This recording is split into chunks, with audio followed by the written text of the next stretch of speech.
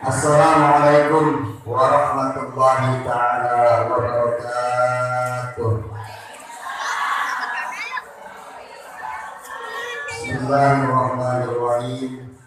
Alhamdulillahilladzi ba'atha nabiyyana Muhammadan sallallahu alaihi wasallam rahmatan lil alamin. Asyhadu an la ilaha illallah wahdahu la syarika lah, al-malikul haqqul mubin. Wa asyhadu anna sayyidana Muhammadan abduhu wa rasuluhul amin. Allahumma shalli wa sallim wa barik ala sayyidina Muhammadin khatamin nabiyyin wal mursalin wa ala alihi wa ashabihi wa man tabi'ahu bi ihsan ila yaumiddin, amma ba'du. Qala Rasulullah sallallahu alaihi wasallam, inna ma bu'ithu litammima makarimal akhlaq. Yang sama-sama kita hormati para asatidzah, para guru, para dewan-dewan guru, khusus guru kita Ustazah Kona, Ustazah Riyad, juga khusus guru kita selaku juga pimpinan musola Fathul Saadah, itu Ibu Ustazah Rohayah atau dia dipanggil Madinah. Juga yang sama-sama kita hormati para asatidzah yang lainnya, para ujajah yang tidak bisa saya sebutkan satu persatu, namun tidak mengurangi rasa paham dan hormat.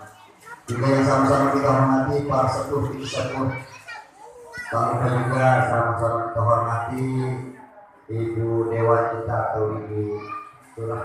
Ibu Hedi Wijaya yang alhamdulillah bisa hadir di tengah-tengah kita.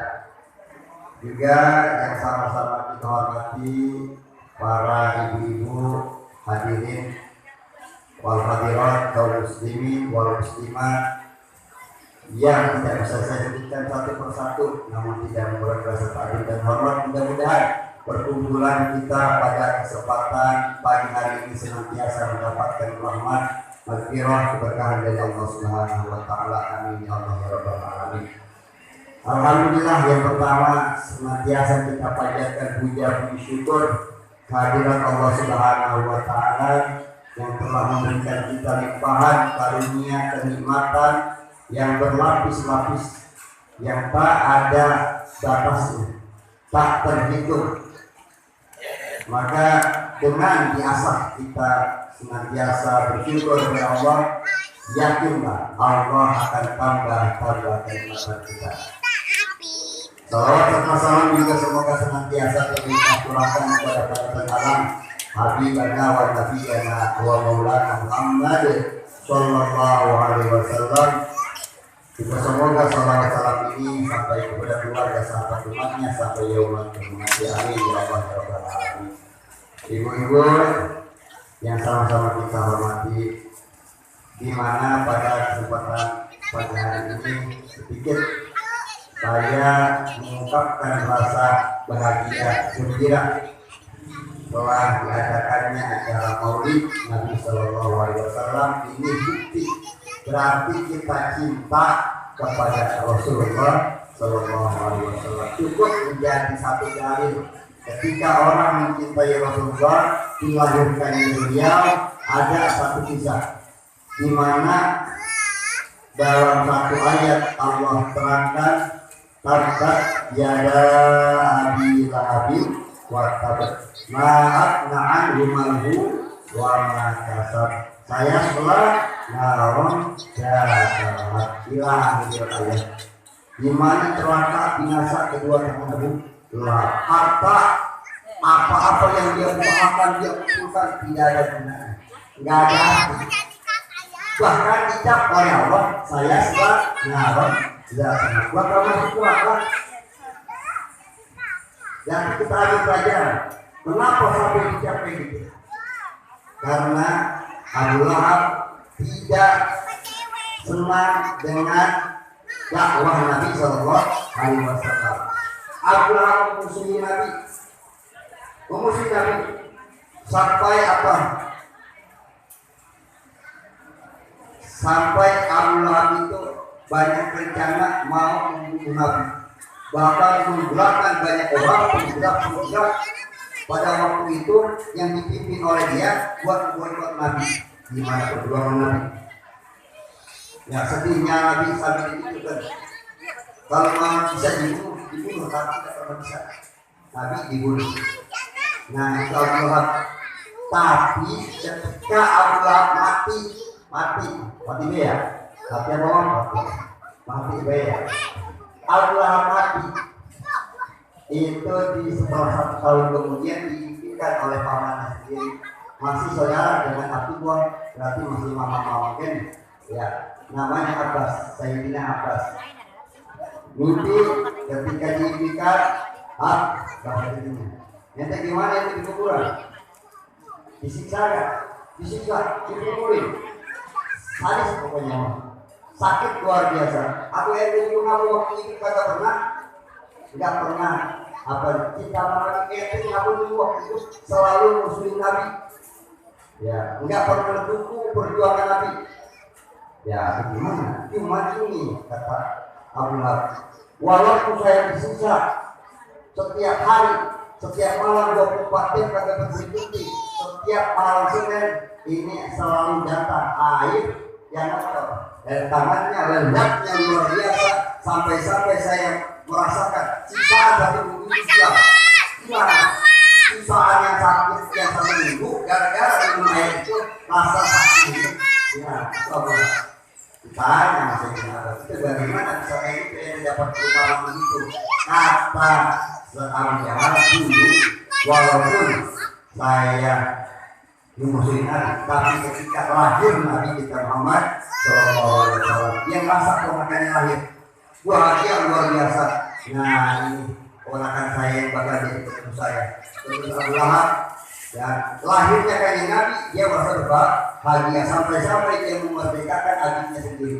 Di pernikahan adiknya nama Abu Lahab, adiknya sendiri saking apa? Saking senang setelah lahirnya baginda Rasul. Padahal dia senangnya karena ikhlas, arti kagak ikhlas bukan karena Allah, senangnya karena terlahir. Makanya bukan karena dia jadi Rasul, bukan karena dia jadi Nabi. Gitu. Tapi bisa dapat keutamaan ya kayak tadi. Itu Abu Lahab yang berbicara kata neraka, tapi masih diberikan kenikmatan oleh Allah ketika di dalam sisaan itu mana keluar air gara-gara ada senang, ada cinta apa kita, maka diri kita cinta, ya kita semua hadir di sini kumpul dalam rangka tentunya menghadirkan Nabi kita Muhammad Sallallahu Alaihi Wasallam. Nah juga dimana kita perlu dalam masalah maulid, ketika dibacakan kita pun harus mengenal bagaimana Rasulullah SAW itu punya perjuangan. Ya, bukan cuma dilahirkan Rasul, lahirnya saja ketika ada orang yang bahagia sudah meringankan beban umat, meringankan beban orang. Maka Rasul tidak pernah jadi beban, selalu menjadi penolong dari mulai lahir. Ya, salah satu siapa? Salma, kalau tidak salah. Ya, yang mengisi Rasulullah pada waktu itu keadaan kering, air sudah kering, tapi mau musimkan yang tadi langsung banyak. Kakinya yang kurus-kurus langsung tumbuh, diberikan keberkahan luar biasa. Kenapa? Mari musim Nabi. Ya, jadi nggak ada istilah berkah. Kalau kita benar-benar mau mengagungkan Nabi kita Muhammad Sallallahu Alaihi Wasallam. Nah, perlu kita garis bawahi di mana Rasulullah berjuang pada waktu itu, perjuangannya sangat luar biasa, tidak semudah membalikan telapak tangan. Di mana Rasulullah memperjuangkan sampai tidak penghabisan. Orang-orang berdua kok segala macam, udah diusir, kalau diusir sini. Nabi dimusuhin sama sini, tapi Rasulullah terus berdakwah, terus menyebarkan agama Islam. Ya, apa karena Rasul tidak mementingkan diri sendiri, bahkan orang-orang kafir datang nawarin, ente pengen apa sih Imam? sampai begininya ya Allah. Pengen harta, pengen wanita, pengen tangga, dikasih. Mau jabatan model gimana? Mau harta apa? Mau jabatan kayak gimana? Mau perempuan model gimana? Dikasih. Kan itu ya Allah. Katakan Nabi. Kalau dari bikin awal dari bikin keluarga, dari bikin umat supaya selamat, supaya umatnya nanti berbahagia di nyawa, akhirat, supaya sejahtera. Coba kalau Nabi kagak mau berjuang, kita ini yang khusus ini mau sejahtera, saya yakin. Coba kalau zaman dulu zaman jahiliyah, perempuan kalau lahir ini hidup.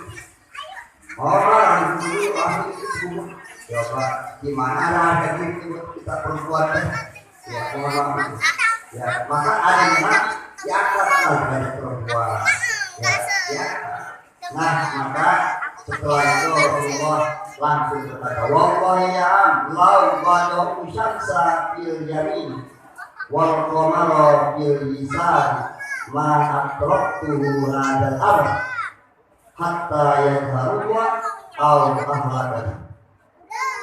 Wahai manusia demi Allah, saya andai kata ditaruh matahari di tangan kanan, bulan di tangan kiri, saya tidak akan meninggalkan dakwah Islam ini sampai Allah menerangkan, dijelaskan ini agama yang benar, selamat buat ini cara yang benar, selamat buat ini. Sebuah kebahagiaan setiap orang kita tahu sampai Allah menunggu sampai umat benar sadar. Ya, nah atau lebih baik saya binasa terus dakwah mensiarkan Islam. Ya, tidak buat dunia enggak ada kepentingan pribadi. Maka capek Rasulullah itu. Ya. Dari awal sampai titik penghabisan yang mana? Rasulullah itu capek sampai akhir. Maka perjuangan itu harus ada capek. Kalau nggak capek berjuang namanya. Ya makanya saya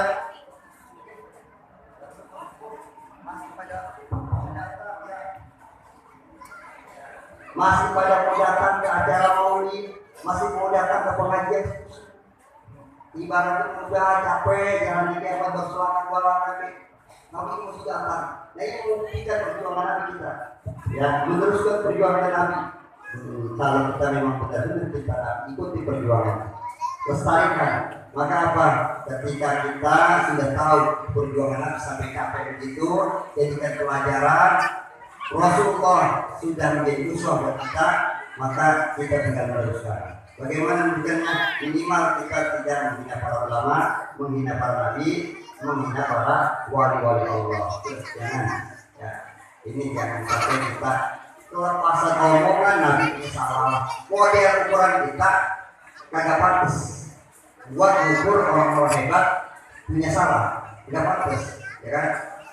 Anak tidak pantas. Monis orang tua yang salah, anak kita yang kecil nggak pantas, ya kan? Kadang-kadang anak kita nggak tahu sebenarnya kayak gimana, sehingga ya nggak tahu lah. Ibarat kalau kata, ya model kita cuma ukuran per garis, meteran cuma 30 cm, pengen ukur jalan tol, mau bisa. Ya, maka jangan walaupun kita tahu walaupun khusus para ustazah, tahu sejarah Nabi, tahu sejarah Pak Nabi-Nabi terdahulu, itu jangan sebut basariannya atau kata-kata kita ada salah dari itu. Tidak pantas kita nyebutin kesalahan-kesalahan orang-orang hebat. Jangan nanti para wali tidak pernah disebutkan kesalahan-kesalahan. Sebab khawatir ketika kita salah ucap seperti itu, jadilah kita orang yang dihina. Bukan jadi mulia, malah jadi hina. Kemudian selain daripada itu maka perjuangkan tugas Rasulullah yang salah satunya adalah mana kita apa-apapun tujuannya menghormat Nabi. Acara maulid menghormat Nabi, acara ngaji menghormat Nabi. Karena Nabi yang nyuruh bahwa itu balik datang ke majlis bisa kagak bisa datang niatnya menghormat Nabi. Itu bisa kagak bisa. Orang jadi mau ngadu boleh kan yang biasanya gimana ya yang datang niat itu yang bagus. Yang menghormati. Kemudian ajarkan anak-anak kita, jangan dibiarkan mereka, biar jadi penerus orang-orang yang agungkan Nabi, orang-orang yang melestarikan ajaran Nabi. Maka masuk ke biar orang-orang main kok sebelum kemarin, jangan biarkan. Nasihatin, masuk ke pesantren kalau bisa. Kalau tidak masuk ke pengajian, alhamdulillah di kita mau banyak pengajian. Bocah-bocah kecil, ya, jangan. Ini udah dinasihatin juga. Di pesantren kan kertas, suruh ngaji kagak mau, bagaimana tuh? Bacakan Fatihah. Ya, kelamaan kalau anak semua dijual, katanya itu semakin anak kita sulit untuk dididik, maka semakin baik kirimkan Fatihah untuk mereka. Ya Allah, saya kirimkan Fatihah dengan kemuliaan atau syafaat Nabi Muhammad Sallallahu Alaihi Wasallam untuk anak saya untuk menjadi orang baik, tidak soleh. Fatihah sampai berapa kali ini? Ya, jadi berapa kali atau paling minim 3 kali, terus 7 kali, tergantung kenakalan gitu. Tergantung kenakalan. 7 kali, 14 kali sampai 40. Iya, kalau buat semua benar, gitu ya. Disuruh dia malah lama maksudnya. Suamiku, aduh, susah repot. Maka bagi yang 40 kali. Yang sekarang bagian perkembangan ketika ibu Absor dibacakan 40 kali atau 3 kali 40 hari dia akan berkembang buat si anak itu. Sama begitu juga para dewan guru yang ngajarin anak-anak, ngajarin ibu-ibu, kita bacakan buat. Nah itu. Maka salah satu guru sejati adalah yang punya rasanya itu dakwahnya bukan cukup kita ngomong lewat Tuhan. Kemudian disolkan tawar surga. Nih amal kita, amal saya buat ini, buat kita semua. Nah itulah guru sejati. Jadi amal itu buat sejati modelnya. Bukan terlalu semua buat kita. Ya guru kalau dibagi. Berapa guru itu orang tua, ya kan? Orang tua, gimana orang tua ke anak punya apa? Kasih, punya apa? Kasih. Sama walaupun anda pernah kasih, walaupun masih baik. Nah, kita barangkali masih apa? Amal kita, ya. Walaupun kurang itu benar, ya. Amal ibu itu, amal anak saja sekalian di sini. Ketika ini pahala saya andai kata ada buat semua yang masih, buat orang semua, ya pahala bertambah lagi. Nah itu maka banyak cara-cara kita buat apa itu. Sebenarnya umat ini jangan sampai kematian kubur. Ya yang mudah-mudahan ini punya anak muda datang ke pengajian. Jangan ke pengajian. Ya jangan sampai ini semua orang penerusnya ke depan. Ya jadi jangan. Maksudnya kali orang yang ngaji ditanggung oleh Allah masalah rezeki. Loh, ya jadi jangan. Saya udah karir, ayo karir orang mengaji. Sampai nanti takutnya masuk ke dalam ayat al-haakumut takatsur hatta zurtumul maqabir. Orang sadar ya Allah dari kuburan dulu kemana aja kagak ngaji, dulu kemana aja kagak sholat. Nah di kuburan dia baru sadar sisa. Jangan nyampe kita begitu modelnya, jangan nyampe kita anak-anak begitu. Minimal kalau nggak bisa tiap minggu atau sebulan sekali datang ke pengajian wanita itu ya. Jadi itu barangkali kita punya dakwah sama seperti dakwah Rasul ibu, sama seperti dakwah Rasul memperjuangkan kemuliaan beliau. Jangan sampai yang dibiarkan anak-anak kita sampai menghinakan misalnya menjelekan Rasul. Sebab apa makanya? Ya kan? Zaman sekarang banyak orang ya Allah pemikirannya YouTube segala apa itu Tuhan begini, Tuhan begitu. Ya, pemahamannya kacau.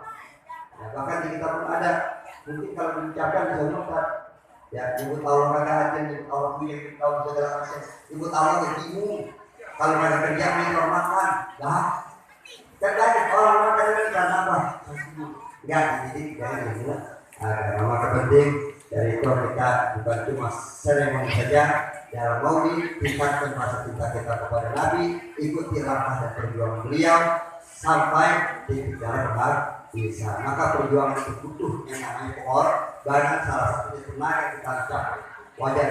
Mudah-mudahan yang ada maulid khususnya para panitia tentunya menjadi keberkahan tersendiri. Amin ya Allah ya Rabbal alamin. Juga khususnya pada hadir juga mendapatkan keberkahan yang luar biasa. Itu barangkali nanti insya Allah panjang lebar tentang masalah maulid akan dibahas oleh guru kita, ustazah kita, Ustazah Haja Salmawati yang sudah datang. Alhamdulillah sudah datang di tengah-tengah kita.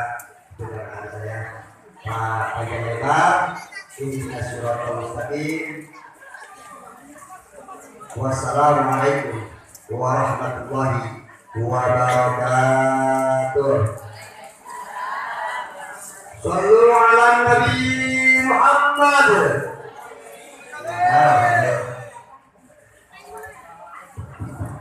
Iya, terima kasih Bu sambutan dari pengasuh pada saatnya ya. Mudah-mudahan kita bisa mengambil hikmahnya dan mengamalkan ilmu kita masih